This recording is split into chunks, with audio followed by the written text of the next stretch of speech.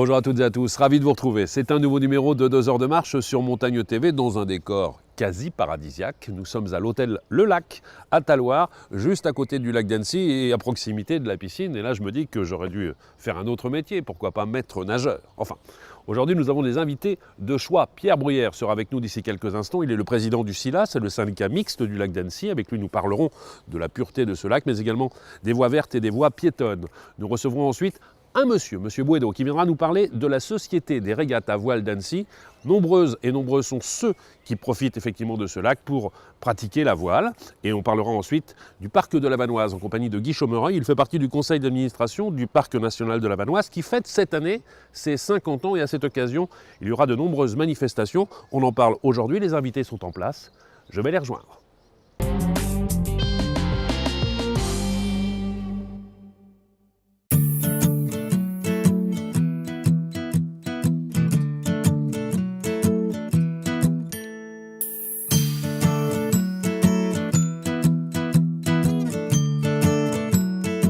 Pierre Bruyère, merci d'être avec nous aujourd'hui. Vous êtes le maire de Poisy, mais également le président du SILA. C'est le syndicat mixte du lac d'Annecy, un syndicat qui existe depuis combien de temps? Bien, bonjour à tous. C'est un syndicat qui existe depuis 1957. Oui.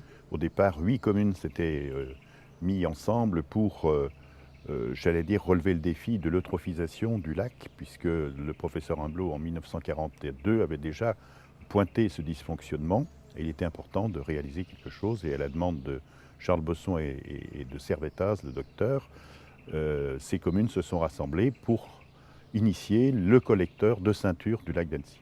On dirait qu'à l'époque, le lac s'étouffait quelque peu et aujourd'hui, il revit pleinement. Il revit pleinement et je peux vous assurer que la qualité de l'eau est tout à fait remarquable. On nous dit toujours que le lac d'Annecy est le plus pur d'Europe. Est-ce que c'est toujours d'actualité? Oh, je pense que beaucoup de plans d'eau sont aussi purs que le lac d'Annecy, mais il fait partie effectivement des plans d'eau certainement les plus purs en qualité de l'eau. Le rôle du SILA, c'est de s'en assurer chaque année par différents tests, différentes...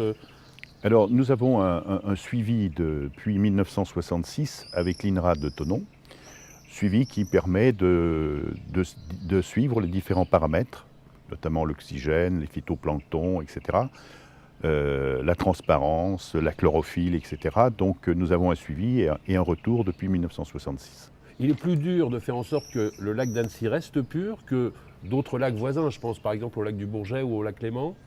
Ben, le lac d'Annecy a été un peu précurseur dans ce domaine. Bon, aujourd'hui, je crois savoir que nos voisins et amis du Léman et du Bourget ont aussi des qualités d'eau qui sont tout à fait de bonne qualité, hein. Mais le lac d'Annecy reste certainement un des meilleurs. Est-ce que la profondeur du lac peut jouer un rôle important justement sur sa qualité? La profondeur joue effectivement un rôle. Bon, la profondeur moyenne du lac d'Annecy, c'est de l'ordre de 41 mètres, oui, avec un maximum à 67, avec une masse d'eau de 1,234 milliard de mètres cubes, qui se renouvelle tous les 4 ans. La faune et la flore se sentent bien ici? Alors la faune et la flore se sentent bien. Nous avons aujourd'hui un projet ambitieux de restauration des roselières. Ce projet, suite à un constat que nous avons fait de la disparition des roselières et une étude en 2007.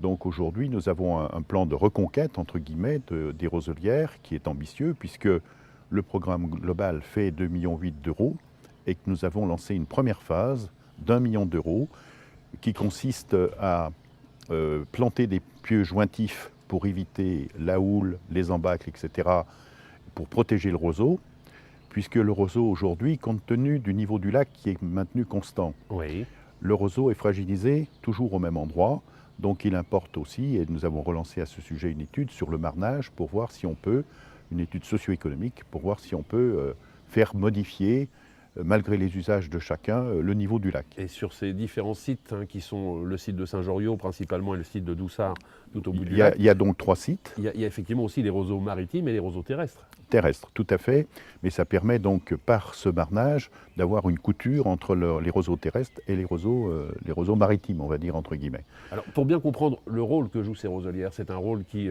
sert pour la faune, notamment pour la nidification. Alors ce qu'il faut bien comprendre, donc ça joue bien sûr sur la biodiversité, et ce qu'il faut savoir, c'est qu'un mètre carré de roseau équivaut à 10 mètres carrés de lac. Très bien. En termes d'épuration, hein. Donc c'est un projet ambitieux, je vous l'ai dit, d'1 million d'euros. Et comme j'ai l'habitude de le dire, est-ce que notre lac vaut pas un giratoire ou un giratoire? On ne se pose pas de questions quand il s'agit d'un Largement. giratoire, mais je crois que notre lac le vaut bien. Et puis surtout, il y a des giratoires qui ne servent parfois à rien. Peut-être, peut-être. J'ai pu le constater à de nombreuses reprises. C'est un lac qui fait aujourd'hui le bonheur de tous. Donc effectivement, s'assurer de sa pureté, c'est quelque chose d'important. S'assurer de ses abords, c'est également une des missions du SILA. Oui, alors, si vous voulez peut-être rappeler que le SILA a mis en place une gouvernance sur ce lac qui me paraît intéressante, puisqu'il y a un collège élu et État, un collège usagé, donc tous ceux qui ont un intérêt de près ou de loin sur le lac, toujours dans un sens, toujours dans une idée environnementale, d'être là dans une instance qui est un lieu d'échange, un lieu aussi d'échange fort, puisque entre le pêcheur à la ligne qui souhaite un lac calme et le wakesurf ou le ski nautique ou d'autres, ou l'aviron, etc. Donc nous avons plus de 200 personnes qui sont partie prenante de ce collège. Et puis nous avons un collège scientifique, j'allais dire, qui est notre collège ressource pour le suivi sur la qualité du lac. Vous évoquiez justement cette cohabitation. Elle se passe plutôt pas trop mal aujourd'hui entre les pratiquants de sport nautique et les pêcheurs notamment. Ben écoutez, je crois que le SILA a bien joué son rôle d'instance de concertation. Et à partir du moment où il y a échange et respect, d'ailleurs à ce sujet, ensemble, nous avons signé une charte de bonne conduite sur le lac, avec différents points où on respecte la réglementation, où on respecte les autres, où on n'essaye de ne pas faire de bruit, etc. etc.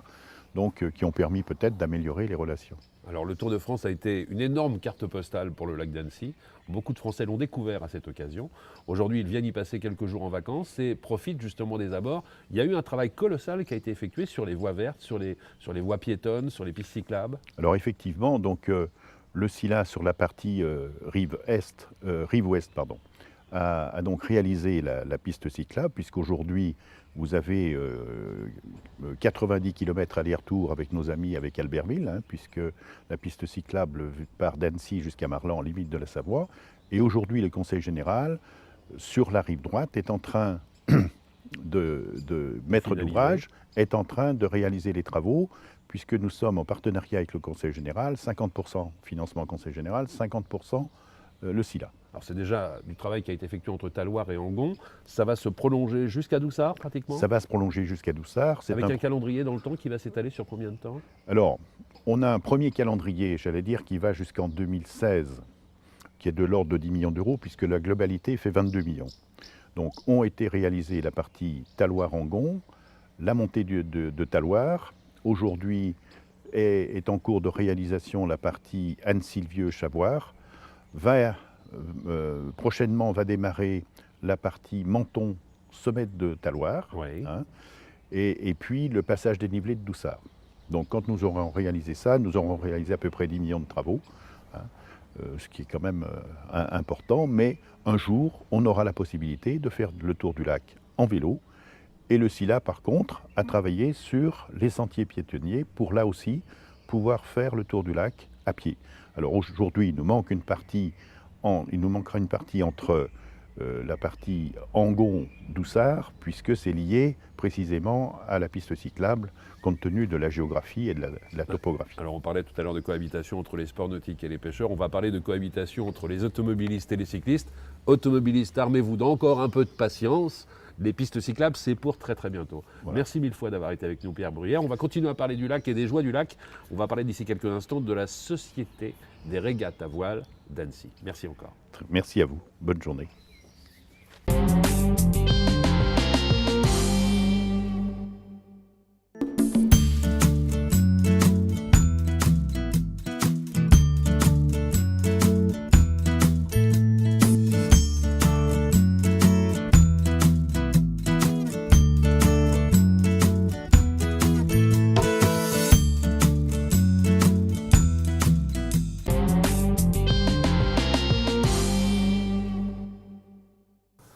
Thierry Bouédeau est avec nous. Merci d'avoir accepté notre invitation. Je vous en prie. Avec vous, on va parler d'un des plaisirs du lac d'Annecy. Un des plaisirs du lac d'Annecy. Mais vous êtes super présent sur ce lac. C'est la SRVA, Société des régates à voile d'Annecy, qui existe depuis combien de temps maintenant? Depuis 1954. Depuis 1954. C'est un des clubs les plus importants de France? C'est le premier club de la région Rhône-Alpes, ça c'est sûr. Et c'est un club qui marque en France et qui a marqué beaucoup et qui continue à marquer en France, oui. Avec un pool de champions à l'intérieur? Avec un pool de champions, avec des jeunes qui continuent à être des champions. Alors effectivement, on a quelques grands noms qui naviguent aux côtés des plus grands, les Desjoyaux, les Perron. Mais effectivement, et on a toujours des jeunes qui montent, qui vont sur les championnats d'Europe, sur les championnats du monde. Parce que vous en parlez des jeunes, effectivement, c'est un des atouts effectivement de ce club, c'est l'initiation, c'est donner envie de faire découvrir. Voilà, je dirais que le sport de haut niveau est la dernière marche, mais avant tout, on n'en oublie pas pour autant les premiers niveaux, les premières marches, la voile loisir, la voile découverte, l'apprentissage, et puis graduellement, on peut arriver à du plus haut niveau, mais celui qui veut rester au niveau de la découverte, du loisir, de l'environnement, avec le cadre que nous propose ce lac, bon, on peut s'en tenir à ça. Cela se fait aussi en partenariat avec les écoles, parfois les collèges? Oui, oui. Ah oui, les premiers niveaux se font avec même les primaires, les classes primaires. On accueille des classes primaires tous les mercredis matins, dans le cadre d'un dispositif des écoles de sport annéciennes. Et puis après, on a l'école de sport, puis la compétition. Et on accueille aussi sur le temps scolaire des collégiens, des lycéens. Et on a une particularité, puisque moi j'ai une petite fierté qui est que j'ai ouvert la 2e section sportive scolaire voile en Rhône-Alpes en 2010. Et là, on a des collégiens qui viennent sur le temps scolaire, donc en partenariat avec le collège Raoul Blanchard. Combien de licenciés aujourd'hui dans ce club? On va être entre 330 et 350. C'est une bonne moyenne? C'est un gros club, oui, c'est une bonne moyenne. Bon, évidemment, des clubs sur la frontière maritime, sur le littoral, comme je pense le Havre, vont dépasser le millier. Mais pour un club en eau intérieure, oui, c'est un gros club. Vous êtes natif de la région, Thierry, ou pas du tout? Non, absolument pas. De quel coin? Je suis né au fond du golfe du Morbihan, à Vannes. C'est pour ça que je vous pose la question, parce que je connaissais la réponse. Moi-même, je suis natif de Saint-Brieuc, j'ai beaucoup navigué, mais en mer, je dirais. Et est-ce que la navigation en mer et la navigation sur lac en montagne est identique, ou est-ce qu'il y a vraiment des particularités? Non, il y a des particularités. On n'aura pas ici les mécanismes de marée, de courant.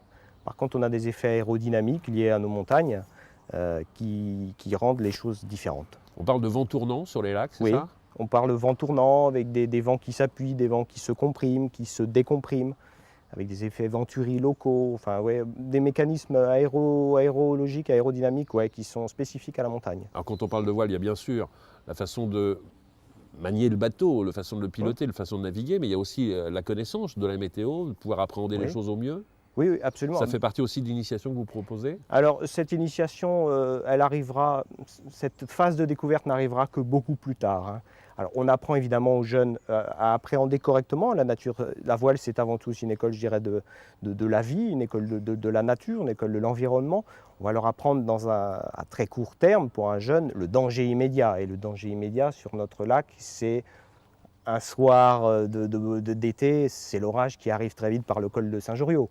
Donc là, il faut savoir le reconnaître, le sentir et en 10 minutes avoir pris une disposition de secours. On affale? Voilà. C'est peut-être probablement pas la meilleure chose. Il faut garder toujours un moteur sur un bateau. Il faut garder de la motricité. Donc c'est d'aller chercher le bon abri au bon moment et surtout au bon endroit. Donc ça va être la découverte météorologique de tout premier niveau. Après, la petite subtilité, elle vient avec l'âge, elle vient en régatant, elle vient plus tard. Alors vous le disiez, le club est reconnu au niveau national. Est-ce qu'il y a des compétitions d'ordre justement national qui se passent ici sur le lac? Oui, alors on a accueilli en 2008 et 2009 ce qu'on appelle le championnat de France des croiseurs légers. Donc c'était une flotte de 120 bateaux, donc avec une ambiance très conviviale puisque ça reste d'un niveau amateur. Donc très très disputé, très sympathique. Donc 2008-2009. En 2011, 2012, on a accueilli le National Surprise. En 2013, on a accueilli les Stars, donc c'est un bateau typique de l'Europe, même si aujourd'hui il est pratiqué sur toute la planète. C'est un bateau qui était olympique jusqu'aux dernières Olympiades. On a accueilli le National des Stars. On l'accueillera encore en 2014. Avec un niveau qui cette année était un plateau qui était un petit peu plus relevé par rapport aux années suivantes et qui devrait encore être plus élevé l'année prochaine. Sur combien de types de bateaux différents peut-on apprendre à piloter, à naviguer? Je dirais tous. Surtout sur le lac d'Annecy, on n'est pas limité par la taille du bateau? Évidemment, par la taille, on est limité, oui. On est limité. Et je pense qu'on apprend, vraiment où on apprend le mieux, c'est quand on est jeune et sur le mythique optimiste. Sur le mythique optimiste. Ah oui, on ne fait pas plus pédagogique comme support. C'est un bateau qui est facile à naviguer, celui-ci, ou pas? L'optimiste, Oui. c'est un bateau qui peut être simple, mais qui va donner toutes les premières clés du réglage et de la navigation. Ouais. Même un adulte aujourd'hui apprend plus ou moins à naviguer Non, sur un optimiste. c'est quand même, on C'est a un peu plus un compliqué. problème de rapport Souverainité qui coule. poids-surface flottante. Ouais, non, on a un petit problème de rapport, mais on a des supports qui sont plus ou moins extrêmes, plus ou moins sympas pour les adultes, ouais. Avec aujourd'hui des supports très grisants, sans rentrer dans le catamaran. On peut arriver à avoir ce qu'on appelle des petites luges, là, des bateaux très planants, très sympas. Alors adressons-nous à celles et ceux qui auront la bonne idée de venir passer leurs vacances ici cet été. Ceci étant, venez pas trop nombreux non plus, hein, qu'on soit quand même un petit peu tranquille. Bon. Mais on peut malgré tout faire des stages durant l'été, Oui. C'est ouvert tout l'été. Oui. Ça se passe sur combien de jours? Alors les stages, faut compter, c'est 5 jours, hein, c'est calé sur une semaine, c'est du lundi au vendredi, on le fait à la journée complète ou à la demi-journée, parce que sur certains supports c'est physique. Hein.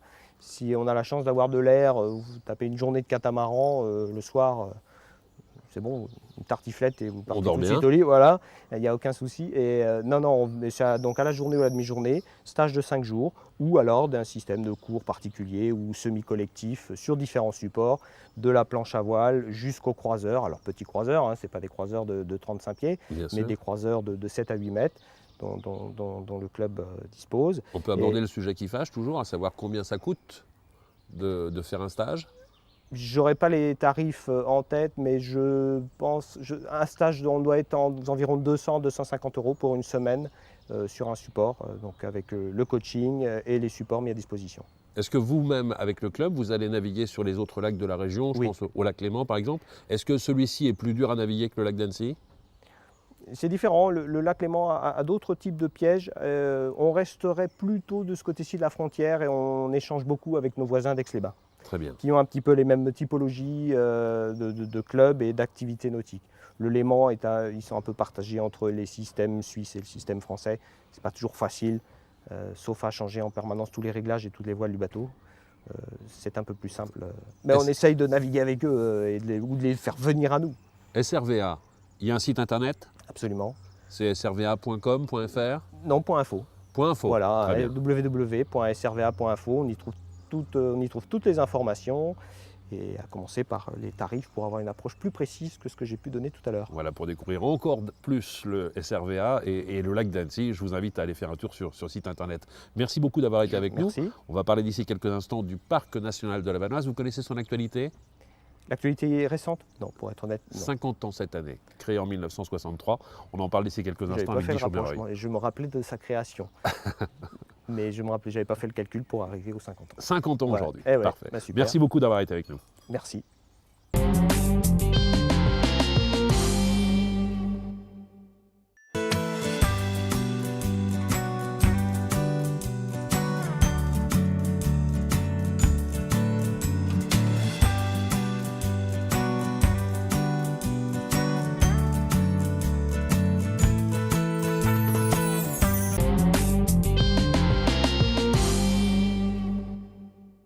Guy Chaumereuil, merci d'être avec nous. Merci. Et on dit bon anniversaire au Parc national de la Vanoise. On a un point commun avec ce parc, on est né la même année, 1963. Ah voilà, moi j'avais 13 ans à l'époque. Mais on n'a pas pris une ride, ni l'un ni l'autre. Alors cette année, il y a effectivement beaucoup de manifestations qui vont se dérouler dans ce Parc national de la Vanoise. Et j'ai envie de dire que ça va concerner tout le monde, de 7 à 77 ans. Ah oui, puis surtout ça va concerner à la fois les gens qui sont les plus concernés dans les vallées de Savoie, Tarentaise, Maurienne, mais aussi les urbains, et ça c'est très important pour l'image de la montagne et la sensibilité que n'ont pas toujours les urbains à la montagne, même quand ils sont proches, Annecy, Chambéry ou Grenoble. Et c'est vrai qu'il va y avoir à la fois des expositions, des conférences, et sur le terrain, bien sûr, toute une série de manifestations. Ouais. Est-ce que d'ailleurs, ce sont les autochtones qui profitent le plus de ce parc national de la Vanoise, ou ce sont les touristes venus d'un peu partout à travers le monde? Parce qu'il a une telle réputation que forcément, ça vient d'un peu partout. Oui, d'autant que ça a été le premier parc national français, l'un des tout premiers parcs au monde. Hein. Le premier, je le rappelle, c'est Yellowstone, on ne sait peu aux États-Unis. Bonne question, parce qu'au fond, qui profite le mieux du parc? Je dirais un petit peu tout le monde. sans vouloir renvoyer les gens dos à dos. À la fois les populations qui sont dans cette fameuse zone périphérique qu'on va appeler désormais zone d'adhésion, c'est un peu technique, parce que le parc a des actions sur l'agriculture, sur le maintien du patrimoine, sur beaucoup d'autres choses aussi, sur le tourisme évidemment. Et ça rapporte, c'est important pour les gens qui vivent sur place. Et puis évidemment, c'est plusieurs centaines de milliers de visiteurs par an qui viennent d'un peu partout et qui peuvent découvrir dans la zone, ce qu'on appelle la zone cœur, encore une fois très technique, des milliers d'espèces végétales, animales, etc. Alors, vous le disiez, c'est énorme, c'est très grand, ça nécessite un entretien, bien sûr, très très important, avec un système de balisage, un système d'information, tout au long, effectivement, de la visite de ce parc. Qui est en charge de cela? C'est effectivement l'organisme, le Parc national de la Vanoise, ou est-ce que les communes participent beaucoup? C'est ce qu'on appelle dans le cœur l'établissement public, c'est national, ça dépend directement de l'État, mais il y a beaucoup de partenaires, c'est-à-dire que, bien sûr, le parc lui-même a des gardes-moniteurs qui s'occupent de regarder, effectivement, aussi, en dehors de la préservation de la nature, qui est leur première mission, si le balisage est bien en place, etc. Mais on a énormément de partenaires. Par exemple, vous prenez les accompagnateurs en montagne, qui sont là, les gardiens de refuge, qui n'appartiennent pas tous au parc, mais aussi au Club alpin français ou à des réseaux privés. Donc il y a toute une série de partenaires qui concourent à cela. Mais le patron du cœur du parc, c'est bien l'établissement public parc avec un directeur et sous tutelle de l'État. Est-ce que vous connaissez de mémoire peut-être la surface que représente ce parc national de la Vanoise? Ce sont combien d'hectares? Alors, c'est au total, vous parlez des sentiers, c'est Oui. 5 à 600 km de sentiers balisés, et puis effectivement, c'est plusieurs centaines d'hectares au total. C'est-à-dire quand on prend la zone cœur et tout ce qui l'entoure, y compris donc sur les 29 communes du parc national. C'est énorme. Est-ce qu'on peut évoquer les différentes manifestations qui vont se dérouler durant cet été? J'ai entendu parler d'un grand bivouac, j'ai entendu parler de Oui, alors on ne va pas en faire la liste ici, bien mais sûr, c'est très important. c'est vrai qu'il y a plusieurs dizaines de manifestations qui sont labellisées 50 ans et qu'organisent les communes. Là encore, on revient au partenariat, mais il y a aussi ce qu'on appelle les balades étonnantes ou les balades bizarres, par exemple, avec des sorties nocturnes, le suivi des chauves-souris, la vision à travers une caméra du gypaète barbu, qui est l'un des plus grands, sinon le plus grand rapace au monde. D'ailleurs, on peut le voir sur le site du parc. Il y a une caméra qui est en permanence fixée sur son nid, à 1 kilomètre de distance, il ne faut pas le gêner. Et vous allez sur le site et de temps en temps, quand il fait beau, quand ce n'est pas la nuit évidemment, quand c'est le jour, on peut voir ce gypaète. Et puis il va y avoir, je l'ai dit, des expositions, et notamment à Chambéry, le Grand Bivouac, vous faites référence à ce festival du voyage qui accueillera en octobre le tout nouveau film du parc de la Vanoise qui s'appellera Mon voyage en Vanoise. Bref, il faut vraiment profiter de ces plusieurs dizaines de manifestations sur le terrain, et je l'ai dit en ville, en allant notamment sur le site du parc. Le parc national de la Vanoise, c'est un titre qui fait rêver. Est-ce que ça fait rêver les cinéastes? Vous en parliez il y a quelques instants. Est-ce que de nombreux films sont tournés effectivement dans ce parc? Alors sur le parc, attention, ça demande beaucoup de précautions. Bien sûr. Je dois lire aussi un certain nombre d'autorisations. En revanche, c'est vrai que le massif de la Vanoise a beaucoup inspiré. Le dernier en date qui doit sortir, je ne sais plus à quelle date, mais c'est Nicolas Vanier qui a tourné dans la périphérie du parc, Belle et Sébastien. Et pour des gens de notre âge, avec pardonnez-moi le Mehdi, rapport. Je me rappelle de Mehdi, bien sûr. De Mehdi et de il faisait craquer les jeunes filles parce qu'il était beau garçon, c'est ça. Et les mamans aussi. Et De son chien a été tourné à Bonneval, notamment à Bonneval-sur-Arc, qui est donc une des communes du parc. Vous-même, vous pratiquez un petit peu la randonnée, la balade en montagne? Oui, alors c'est vrai que je suis, on va dire, un randonneur de moyenne ou haute montagne. C'est vrai que moi j'y trouve... dans les villes, on est... Enfin, dans le milieu urbain qui est le nôtre aujourd'hui, c'est beaucoup de stress, beaucoup de pression, etc. Et le parc, je dis souvent, à la fois c'est un ressourcement, qui est un mot un petit peu à la mode, mais c'est aussi le retour vers le silence, le retour vers une contemplation, le retour vers nous-mêmes, sans être trop philosophe. Et ça, c'est important. Et je dis souvent que le parc national, ça ne sert à rien. Alors ça va choquer un certain nombre de gens, mais ça sert à rien comme un pianiste virtuose, comme un alpiniste qui grimpe, bien sûr, comme quelqu'un qui fait un exploit quelque part, comme un écrivain qui écrit un roman. Au fond, tout le monde, pardonnez-moi l'expression, tout le monde s'en fout. Il sert à rien s'il n'y a pas de rencontre. Et à la fois, dans la société, c'est important d'avoir des lieux comme ça qui, entre guillemets, vous m'avez compris, ne Bien servent sûr. à rien, mais qui sont absolument indispensables Parce pour qu'il y a cette l'humanité. rencontre nécessaire qui permet de se rencontrer soi-même, de Oui, prendre avec connaissance soi-même, et avec la conscience. nature et Bien avec les sûr. gens qui habitent là. Et c'est vrai qu'on pourrait dire, mais au fond, pourquoi on a besoin d'un parc national? La société aujourd'hui, elle vit de bien autre chose. Non, elle vit aussi de ça. Vous prenez un monastère, par exemple, ça sert à rien, et puis ça sert à tout. C'est C'est une important que retraite des et gens c'est important, bien sûr. réfléchissent. On dit souvent qu'une semaine de vacances à la montagne, ça vaut largement 3 semaines de vacances à la mer. Oui, mais C'est pas forcément malheureusement, par rapport à l'iode ou à quoi que ce soit, ni à l'air qu'on y respire. Ouais. C'est simplement par rapport à la proximité. Je préfère avoir de l'espace autour de moi plutôt qu'une serviette qui se trouve à 50 cm de la oui, mienne mais sur la plage. malheureusement, la montagne a un gros déficit là-dessus. Hein. Vous savez que c'est la 5e destination en France, derrière tout le monde. Mais ça La mer, la progresse parce que campagne, j'ai le les villes, sentiment que etc. aussi l'été, on a fait en sorte que cette montagne soit un peu plus attrayante, un petit peu plus ludique, je dirais, que sur les années précédentes. Ça commence à bouger un petit peu Oui, dans le ça domaine. commence en tout cas. depuis une dizaine d'années. Vous, Il y a vous du parlez, travail. vous parlez de préserver la nature. Est-ce que le parc national de la Vanoise joue un rôle également dans la réintroduction de certaines espèces? Bien sûr, je parlais tout à l'heure du Les gypaète, gypaètes, qui avait c'est un des exemples. qui avait pratiquement disparu. Après, bien sûr, il y a les chamois, les bouquetins. Les bouquetins qui, il y a plusieurs dizaines d'années, étaient très menacés. Il y en a plus de 1000 aujourd'hui, plusieurs milliers de chamois. Je ne parle pas des marmottes qui, elles, n'ont jamais été menacées et qui viennent presque vous voir. Mais bien sûr, c'est même une de ses premières missions. Hein. Le parc national de la Vanoise fête cette année ses 50 ans. Plein de manifestations durant toute l'année. Vous pouvez aller sur le site internet du parc et effectivement vous aurez toutes ces informations. Vous aimez la montagne, elle vous est chère, à nous également. Et nous proposons actuellement sur Montagne TV un documentaire exceptionnel qui s'appelle Les Alpes vues du ciel, à travers 6 pays effectivement européens. On parle de la Slovénie, de l'Autriche, de l'Allemagne, mais également de la Suisse, de l'Italie et de la France.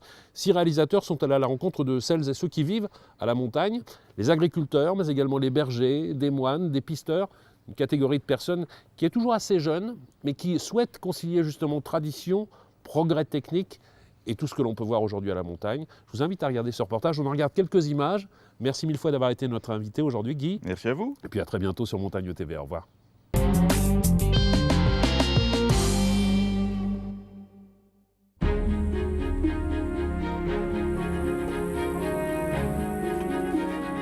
En Haute-Savoie, des chambres d'hôtes insolites ont été aménagées dans les hauteurs. Non loin de la Clusaz, une championne tout-terrain emprunte les routes bitumées. Sur les pentes du Mont Blanc, une équipe de charpentiers achève un chantier hors norme à 4000 mètres d'altitude.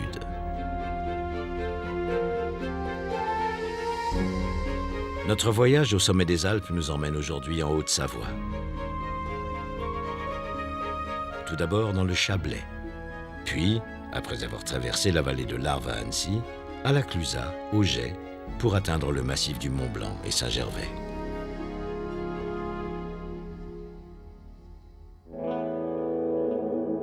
Première étape dans le Chablais, à la frontière entre la France et la Suisse. Cette région s'étend près des rives du lac Léman.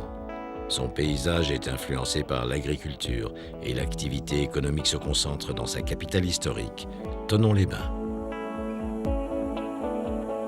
À la lisière des domaines de Morzine et d'Avoria, escale à Châtel, à 1200 mètres. Cette station familiale de sports d'hiver et d'été s'est développée au pied des alpages.